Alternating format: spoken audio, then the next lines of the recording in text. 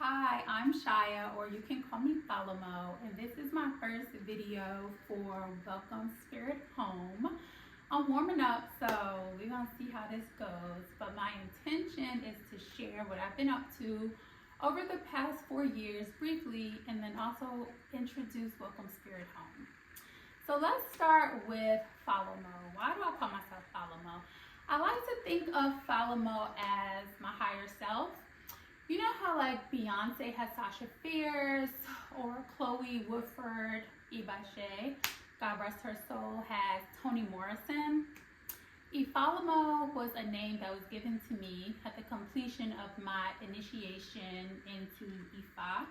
Ifa is a indigenous Yoruba spiritual system that I was initiated into back in 2019. And when I was given this name, it stuck, you know. All of like the Babalawos and the people there in the community began to call me Falomo. And slowly, as I started to like write more, Falomo felt like a name that I gravitated toward. And it, like I said, it just felt like a higher version of Shyah. So that's why I give the option of calling me Shyah or Falomo. I have people in my life that strictly refer to me as Falomo. I have people that strictly refer to me as Shyah, and I refer to myself as both. So I'm gonna talk a little bit about what got me to Ifa initiation, because I think that also sets the stage for the past 4 years. So in 2019, a couple of things was happening. I had recently healed myself from Lyme disease. If you have my book, The Lineage of Love, if you read my book, The Lineage of Love, you read all about my experience with Lyme. Diagnosed with Lyme disease after not understanding like what was wrong with me, chronic fatigue, joint pain, all types of like inflammation, just not feeling well, consistently going to see doctor after doctor. It was really like affecting my mental health as well, because as you can imagine, if you're like not feeling well and no one can figure out what's wrong with you, you start to question like, what's wrong with me, you know? Like, is this mental, like what is going on? So I was just in that space, and I ended up finding me a holistic doctor. Well, she was in integrative medicine, so she, you know, had her medical degree, but she also incorporated holistic practices into her work. And upon meeting her, I mean, we connected so deeply. I wrote about her, all in the book, like gave her flowers. So she ran a bunch of tests, ended up coming back that I had Lyme disease. And I spent the next few months just really like ridding my body of all of these toxins, plant-based, you know, using plants, different dietary shifts, and mostly a lot of like mental and emotional releasing and purging. And also choosing that like Lyme disease isn't my story. Like, I'm not gonna go down as like this person that has to deal with Lyme disease for the rest of their lives, which is common with Lyme. Lyme isn't usually something that goes away. It's something that, I mean, if it's caught early at times, but quite often when you have Lyme disease, you sort of just navigate it. But that wasn't going to be my story. I was very clear on that. And so as I was going through this process, it was a complete upheaval of, you know, everything, because I was willing to let anything go that no longer serves me. And in that process, and during that time of healing, I was also really clear that I wasn't happy at work. There was just a lot of things in my life that I was just kind of like going with the flow and like keeping the pace, because that's what I felt like I was supposed to be doing, or like I just couldn't like see my way out of certain situations. And so so a lot of that trauma and a lot of just kind of like the routine and the matrix of it all was unearthed during me healing myself from Lyme. So fast forward, I mentioned like I really wasn't happy at work, but I had this really exciting project that I was working on at work with Jay-Z and Beyonce's foundations. They were giving scholarships out to youth, and it was like one of the highlights of my time, just being able to like facilitate this work, it was so exciting. And so I was talking to my dear friend, God sister, Ayo, talking to her about it, just talking to her about the world of, of work and personal and particular conversation. She had recommended, like, why don't you get a reading? And I've done, I've always been tapped in, tuned into astrology, like, since I was a little girl, since I was, like, picking up the A in New York and, like, reading my horoscope and sharing it with friends. So I've always had that breath of, like, astrology. And I've done some other readings, but she was talking about divination. And she had made the recommendation that I do it with her godfather. And so, again, my whole life, like, I was throwing everything up in the air. So I was completely open. I'm like, cool, like, send me his information. And my intention when I reached out to him was really about work stuff. That was the sort of inquiry I came to the divination with. So I get the divination. This is my very first divination. This is also, like, my very first experience in the system and tradition of E5. And so I was kind of shocked because the information that I received was so on point. But, like, it spoke to me at such a deep level, like on a soul level. And it didn't even make much mention of work, of what I came, to inquire about. But what the divination shared with me was that Ifa was really my path. This was the path of my ancestors. This is what my ancestors practiced before, other systems were introduced to us. And then it also talked about that I had this illness that I was battling with. And it didn't just tell me these things, it also gave me a solution on what it is that I could do to reverse this sickness, this illness that was around me. It talked about so much stuff about me having nightmares. And at that time, I was going through it. Like, I was, having nightmares. I was having all these, experiences, almost like out-of-body experiences that often comes with the journey of healing, of releasing, of ascending. And so I was just like, this spoke to me in ways that, like, I can't even put into words, and I'm so here for it. And so I just went, like, when I tell you I jumped off the deep end, I didn't need to do further research. I didn't even need to really, like, inquire much more. I was like, oh, I'm gonna walk down this path. I really trust and believe that this really is my path, the way that is resonating with me. And so, long story short, I got my ducks in a row, and I ended up going ahead and going through with my initiation, which what I would say was, like, the best thing that I could have ever done. And it has set me up in such a way that I would say it has created the path for these 4 years that I said my intention of this whole video was to share what I've been up to. So, okay. So that's that. That's how we got to Falomo. I changed my Instagram name to XO Falomo. As I'm writing, I have a Substack, This Journey Home. I hope that you're subscribed. If not, definitely subscribe. I write love letters with the moon cycles. So typically 4 times a month in a good month, but definitely the new moon and full moon. Then I try to do the first quarter moon and the last quarter moon as well. But usually those love notes are signed XO Falomo. And so I thought I'd give a little backstory on Falomo. Okay, so post 2019, post Ifa initiation, I'm back here in Atlanta. One of the things that came up during that process, and I'll say, like, for those that are not familiar with Ifa, I won't go into, like, at least in this video, like, the ins and outs of what Ifa is or what Isheshe is, but I will say for me, what it has been is really an inquiry into my destiny and also a roadmap.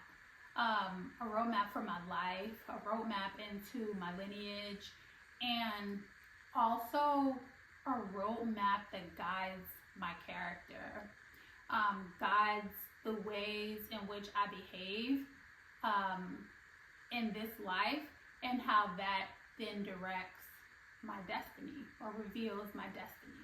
For me, that's been like the biggest correlation to Ifa in my actual like day-to-day life, right? So one of the things that had come up was the job that I was working with was not in alignment with my destiny, which I knew that. And it's not even necessarily like the work that I was doing, I would say. I think the misalignment came in that I was so unhappy, and you're not going to be, we didn't come here to suffer. That much I will say. And I think when I'm doing anything that is, you know, revealing a part of me that is so unhappy, it's a sure sign that like it's not in alignment. At the time, I just didn't really see, you know, what else I could be doing, or maybe it was a courage thing. Who knows? Water under the bridge now. But what I do know is that it came up, you know, very clear that this was something that I should definitely pivot away from. And then a pandemic happened. Actually, before the pandemic happened, this same company did layoffs, and I was included, of course, in the layoffs. Okay, so 2020 happened, the layoffs happened, and we get introduced with this global pandemic, which in hindsight, and sort of during, but definitely in hindsight, I'm really clear that the pandemic, as devastating as it was, just from the lens of the uncertainty of it all, and also from the lens of like how many people transitioned, it was a tough time. And at the same time, what I'm clear about is that the pandemic, whatever you want to call it, was a time of great ascension for our planet and great individual and personal ascension for us as humans, especially those of us that came here to assist with the ascension of the earth. For those of us that are light workers, I feel like the pandemic was a line of demarcation to let us know that our work was very much needed and that it was time, right, to step into the why we came. And so, so thinking back to that time, I know personally I felt like I had to put my book out, right? The Lineage of Love. And I did. I'm super proud. The Lineage of Love published in 2022. But 2020, during those early days of the pandemic, I was really like using a lot of my time and energy to write, to put chapters together, to just like think about like the flow and the layout of my words. And I'm really proud that I was able to put the work out. One of the things that I was being called to do in 2020, which I'm revisiting now, is forms of communication. So I'm most comfortable, like the way that I channel my mediumship gifts, my preferred form of communication is written communication. Like I'm very comfortable with writing. Writing comes to me naturally. Like I mentioned, like when I'm channeling, when I'm like one with the creator or the ascended masters, information comes through to me through free writing. Writing is also something that is in my lineage. Like my mother's a writer. My mother could write a mean letter, like a ill letter, you know, to the school, to whatever. Like she's very good at like putting her feelings and her words on paper.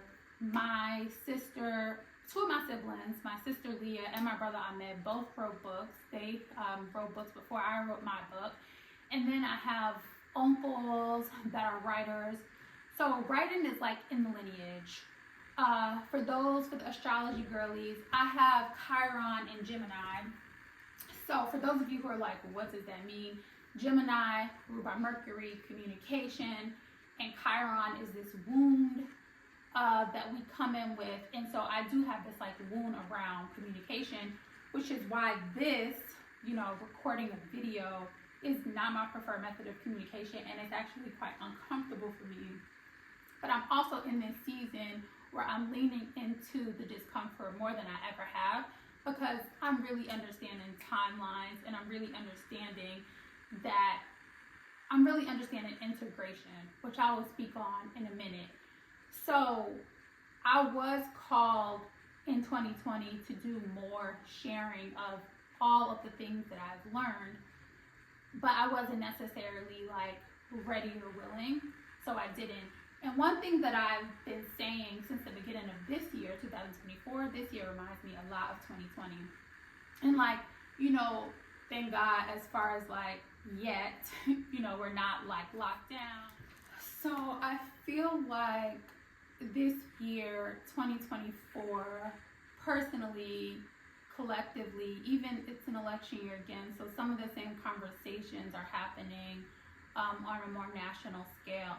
And I feel like 2024 in so many ways is revisiting 2020, just as an opportunity to pick up things that maybe got left by the wayside, or complete things that were left incomplete because it was such an uncertain time. So that's how it's showing up for me. I feel like the past 2 years have been an integration of these two parts of myself. This one part that I speak about as Shyah, the go-getter, the one who has this vision and idea of how she wants or expects her life to look and turn out. And then this other part of myself that I'll call Falomo, which is being called into something. So when I think about, Shyah, Shyah wanted to go to Howard University, Shyah went to Howard University, Shyah wanted to study public relations, wanted to work in the music industry, and was like, no, I care about social impact, I want to help celebrities with their philanthropic footprint. Shyah did all that. I want to run a half marathon. Shyah, goes after what she wants, and I've had lots of accomplishments in my professional career and in my personal life, right? But then there's this other part of me that I feel like has been being called into being. These aren't things that I necessarily like sought out or like came up with on my own volition, like birth work. Friends were inviting me to their birth, which called me to go understand what it is to be a doula. At the same time that I began to study and to train to become a doula, there's this global conversation happening about Black maternal mortality. Black women are dying at alarming numbers during childbirth. And so I was being called into being called to like do this thing. Ancestrally, very deeply connected with my ancestors, firm believer in ancestral veneration, always researching, studying, understanding my lineage, understanding who I was before I came into existence, as what's running through my blood, through my veins, what's remembered in my bones are the stories of my lineage. And so it's all of these spiritual gifts, the spiritual path has been calling me into being. And the more that I answer, this call, there became this stark sort of like separation of these two beings. And so it wasn't, for me, it wasn't about letting one go. It wasn't about not being.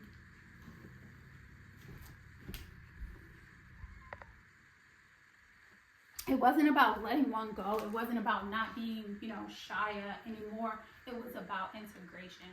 And so these past 2 years especially has been a deep and honorable journey of integration, of bringing all of these fragments and all of these pieces of myself together, my personality, my spirit, my interests, my desires, the things that I'm being called to do, the gifts that came through me from my lineage, and bringing them together all for the purpose of my soul work, right? And so that brings me to welcome home, that brings me to welcome spirit home, that brings me to this deep calling and pressing upon me to share all of what I have learned, in hopes that it will help someone, right? And in hopes that it will be a guide or a roadmap, or even just, a piece of information that forwards someone else's ascension. But it's time for me to share all that I've learned. And I've been such a diligent student. Like, have to pat myself on the back because I've been studying divine, esoteric wisdom, knowledge. I've done so many trainings, so many lived real life experiences. And it's time to share my medicine. It's time to share my offerings. And so I'm here to welcome Spirit home. So when I tell you I was a diligent student, I mean like mind, body, spirit, intellect, and experiential. So these photos are kind of taking you through the journey. So in 2020, when I got my freedom papers from my job, Spirit has spoken to me very clearly about what it was that I should be focused on. And it was definitely more so in alignment with my soul journey, with spirituality. And I still went ahead and took another job. And that job wasn't completely doing it for me. So I went to Malibu.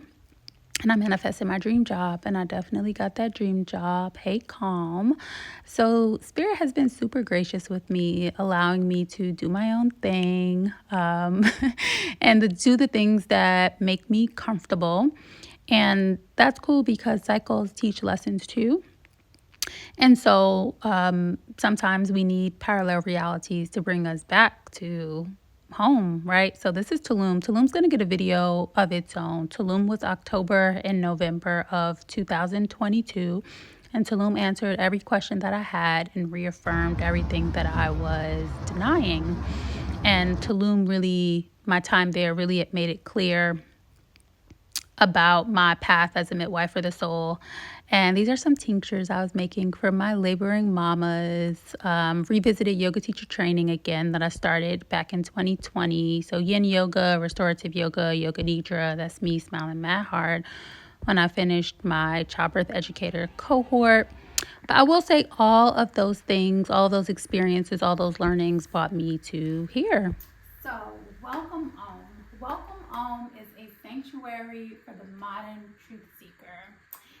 It is a space to remember all that is divine while honoring the cyclic nature of life, birth, and death. Our mission is to honor the sacredness of life, to foster community, and to develop a reverence for nature and the interconnectedness of all beings. So I like to think of it as if welcome home is the noun, it's the space, the portal, the place. Welcome Spirit home is the verb, it's the action, it's the intention, it is the literal welcoming of Spirit home. Through our bodies, through breath and breath work, through birth. So my goal here on Welcome Spirit Home is to share some of my medicine, share a lot of what I've learned and what I've been training in over the past 4 years. Besides being a full spectrum doula, I'm a certified childbirth educator. I am a Reiki master. I mentioned being initiated into the priesthood of Ifa. I'm initiated as a priestess of Obatala. I have done all sorts of ancestral healing training, mastermind thought trainings. Just really committed myself to the journey of learning, the journey of becoming. If you are subscribed to my newsletter, This Journey Home, if you're not subscribed, first of all, definitely subscribe. It's on Substack, This Journey Home, and I write love letters with the moon cycle. And so typically it's 4 times a month, but definitely with the new moon and the full moon. And then I tend to do the first quarter and last quarter moons as well. But this is an extension of that. And so here you may find yoga nidra videos, you may find different series on ways in which you can welcome Spirit home. Definitely lots on birth, and birth not only from the standpoint of physically birthing, birth from a standpoint of rebirth, but also birth from the standpoint of welcoming Spirit home, because that is what birth is, and that is the part of birth work that I'm most focused on. Hey Mojo. You'll be seeing lots of Mojo, my guardian cat, who's always in the mix and who's very, very spiritual in his own nature. That's something else that happened over the past 4 years. I totally became a cat lady. And I had 2 cats, Mojo, Magic, and King T'Challa. And so I'll share videos on them too. I'll share videos on King T'Challa and how he went on a journey, and Mojo and how much he's taught me about life and about napping and all other sorts of things. So that's it. That's how this went. That's all I've got. And thank you for being here. Say bye, Mojo.